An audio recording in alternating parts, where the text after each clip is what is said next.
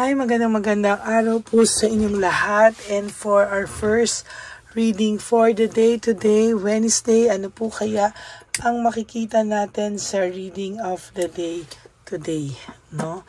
Sa nakikita ko po ay maayos po kayo, no? At ako po ay ayan, ako po ay nagpapasalamat dahil lahat kayo ay maayos at safe sa inyong lugar, no?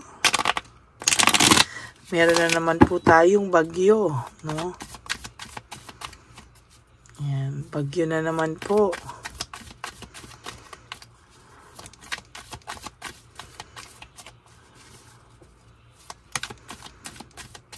Okay.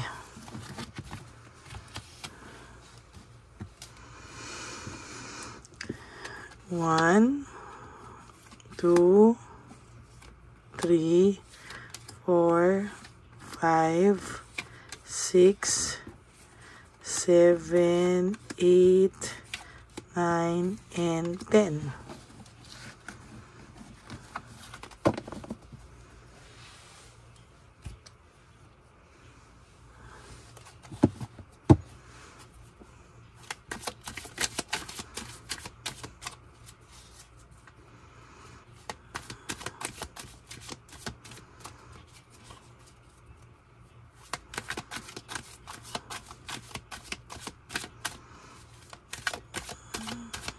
Basahin lang muna po natin.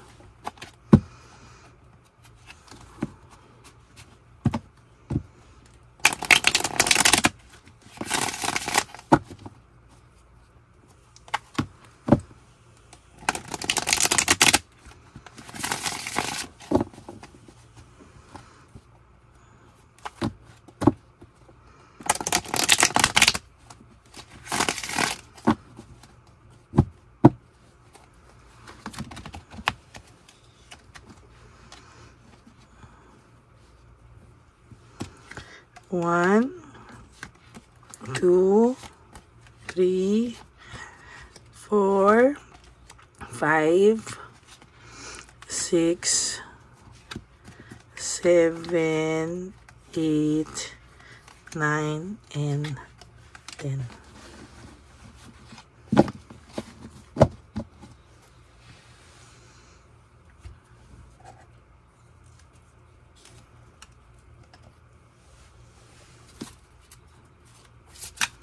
Samahan din po natin ang ating gold card.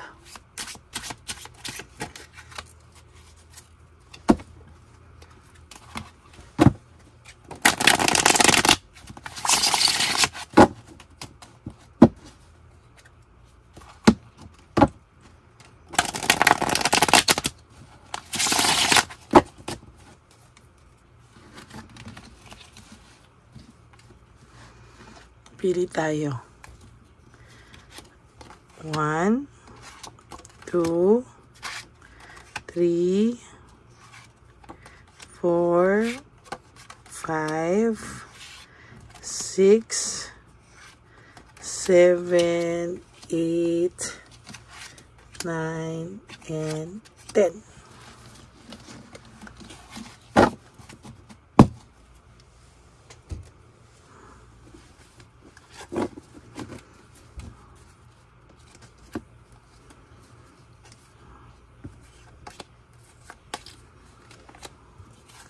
Huwag niyo pong i-skip to. Dito po tayo kumukuha ng connection, no, sa atin pong hula for today.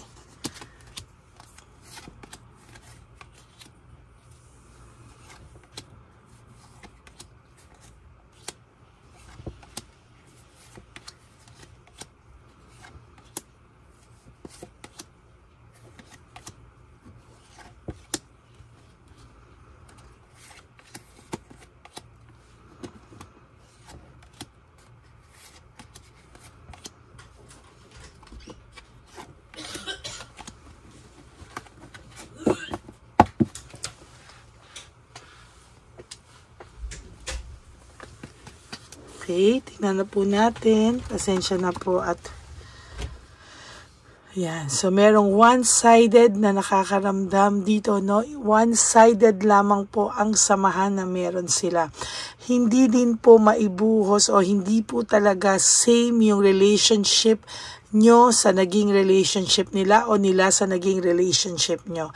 Maybe, may isa lang po sa kanilang kumakapit. It's either, no, yung third party ay kinakaya lang, no? Kinakaya lang siya, pero sa totoo lang, hindi pa rin niya kaya talagang, ayan, no? Talagang hindi niya talaga maintindihan kung ano ang nararamdaman nitong person niya, no? Bakit daw hindi ka makalimutan? Kinukwento niya po actually sa mga kaibigan niya na yung kanyang karelasyon ngayon, yung third party, no? Kinukwento niya sa mga kaibigan niya na somehow naguguluhan siya. Bakit ganito ang trato sa kanya ng inyong person? And as much as possible, kinakaya niya daw lahat pero nahihirapan din daw siya, no? Pinipilit niyang ipakita na siya ay strong, pinakikita niya na siya ay kalmado, calm, and okay lang siya. But the truth is, hindi daw po siya okay, no? Hindi talaga siya okay. Naiisip po kasi lagi ng person nyo yung inyong magandang pinagsamahan na hindi niya po talaga makaya-kayang, hindi niya po kinakaya, no? Yung person na po na to is somehow hindi niya po kinakaya.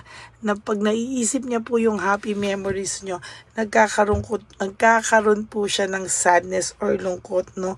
Parang naiisip niya po na bakit daw siya nagkaganito, no? Bakit daw nasayang niya yung magandang pinagsamahan nyo? Ngayon, naiisip po nung third party na baka pag nagkaanak sila or pagka magpabuntis na lang siya rito para mahawakan niya po ng bongga, na mahawakan niyang na buong buo. Pero, for those of you na may anak na sila or buntis, nako, yan po yung sinasabi ko sa iyo na nakakaramdam ako ng maagang pagsawa, no, dun sa babae. Gulo po siya, no? Naguguluhan po siya. Gusto niya pong mabago yung takbo ng buhay niya. Gusto niya po na lahat po ito ay mabago. Magkaroon po siya ng peace of mind. Magkaroon po siya ng katahimikan dahil sa ngayon po talagang nakakaramdam po siya ng matinding nakaka-emptiness and emotional loss, no? Sa totoo lang po, ang taong ito, no, ay nakakaramdam po siya ng matinding takot, matinding emptiness, lungkot, no, na para siyang mag-isa. Kahit po ito ay may karelasyon ngayon, hindi niya po nararamdaman yung happiness doon, nalulungkot po ang taong ito. Parang ina-isolate niya po yung sarili niya, no? Ina-isolate niya po yung sarili niya. Ayaw niya po talaga munang makipaghalubilo dahil po puno po siya ng disappointment sa buhay, no? Talaga pong ang taong ito, at sasabihin ko sa inyo, ay talagang full of regrets, full of sadness, no? Hindi niya po alam kung ano po yung gagawin niya, sa totoo lang. Panay failure po ang nakikita ko sa taong ito, and somehow I feel that yung lungkot po nitong taong to is somehow kumbaga dumidiretso sa failure at pagkatalo. Yung disappointment niya po, naiisip niya na sa ginawa niya sa'yo, siya pa rin daw pala ang talo, no?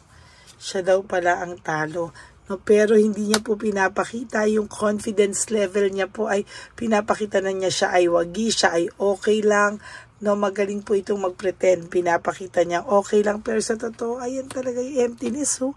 Lumalabas yung emptiness, so independency. Naiisip niya po nung times na lagi kang nandyan for him, lagi kang nandyan for her, lagi kang nandyan lang sa tabi. But ngayon, panay po, false success ang pinapakita niya, and living beyond means, meaning kung ano pinapakita niyang success sa buhay niya po ay hindi po totoo, no? yan, no? Parang hindi po matapos-tapos yung pain na nararamdaman niya. Parang hindi po matapos-tapos yung cycle ng emotions niya, no? Parang pakiramdam niya po ay pinaglalaruan po siya ng tadhana. Pero siya po ang gumawa niyan because of tinake advantage niya po yung pagmamahal mo, yung kabutihan mo ay niloko ka po niya. Kaya yan, no? Based on impulsive decision, sabi ko nga po sa iyo, mga desisyong hindi pinag-iisipan. Kaya ngayon po, ang third party nyo ay nakakaramdam ng matinding kaba at takot, no? Takot po siya sa mga susunod na mangyayari. Hindi niya po alam, no? Parang feeling niya po ay dumating ka na raw sa yung, alam niyo yung moment na pagod ka na at talagang ready ka ng lumaban, ano? Parang pakiramdam niya po ay anytime matapang ka na rin. Kasi ang pakiramdam po sa ng third party is parang wala lang, no? Parang ay kaya ko to, piece of cake to, no? Takutin ko lang to, tiklop to. Pero ngayon po, parang sa nararamdaman po ng third party, para po siyang kinakabahan na hindi niya po maintindihan sa iyo, no? Saan mo daw kinuha ngayon yung strength mo? Bakit daw ganito ngayon, ano? Bakit daw punong-puno ka ngayon ng lakas ng loob, ng confidence, no? Parang bigla po siyang natakot, no?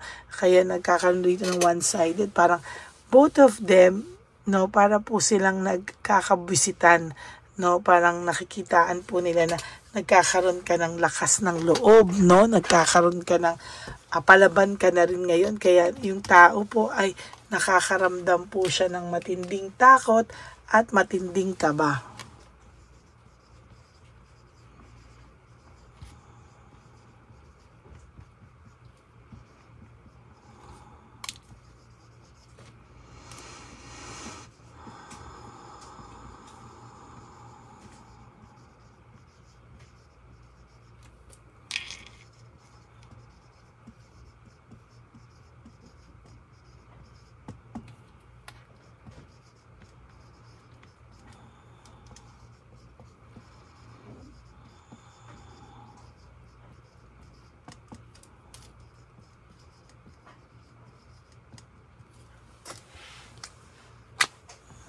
No?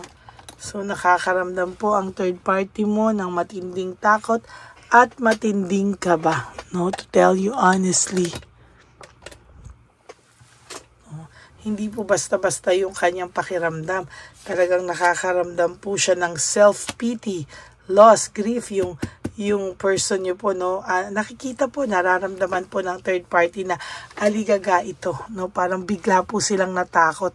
For whatever reason, yung person nyo po biglang natakot, bigla pong nalungkot, nagkaroon ng self-pity, parang ano nangyayari sa buhay niya, nagkaleche-leche na, parang lahat ng karma, nararanasan niya, ayan, no?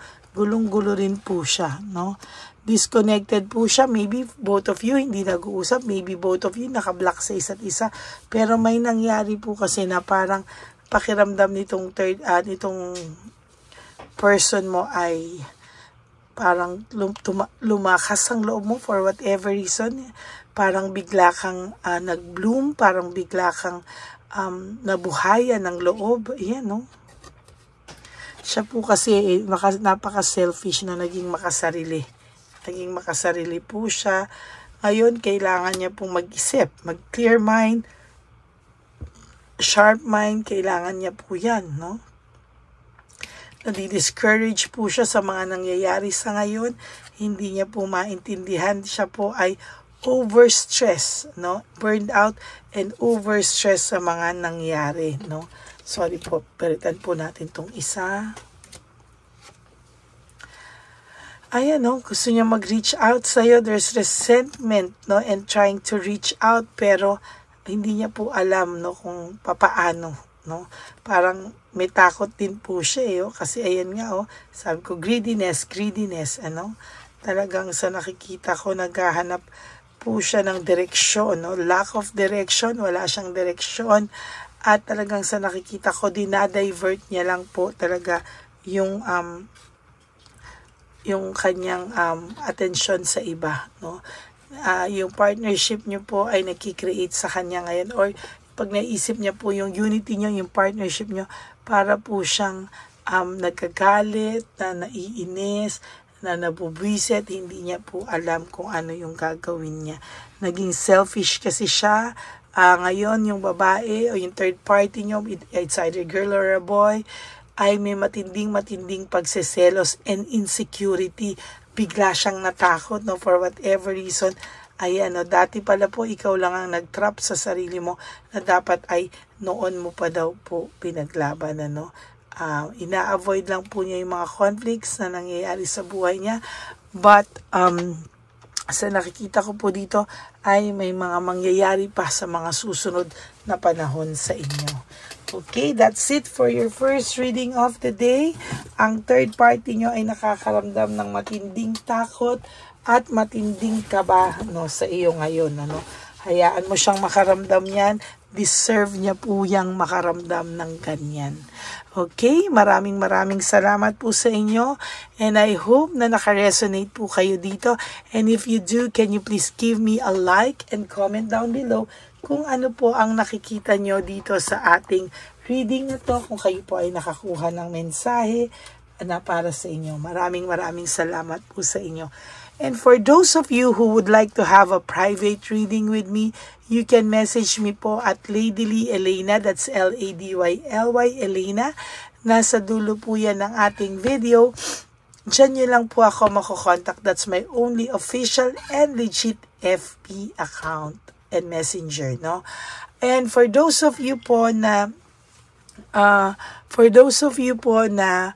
magbibigay ng super thanks for this video, I would really love and really be grateful for that. Lalo na po, nalalapit na po ang ating One Love a Day for the Street Elderly. Yan, yung mga donations po ay mapupunta dyan. Ano, maraming salamat po sa inyong lahat. Ano, dyan ko po yan, yung mga super thanks nyo sa video ko, ay imbis po na ipanood ko ng sine at ikain ko, ay ibibigay na lang po natin sa mga street elderly.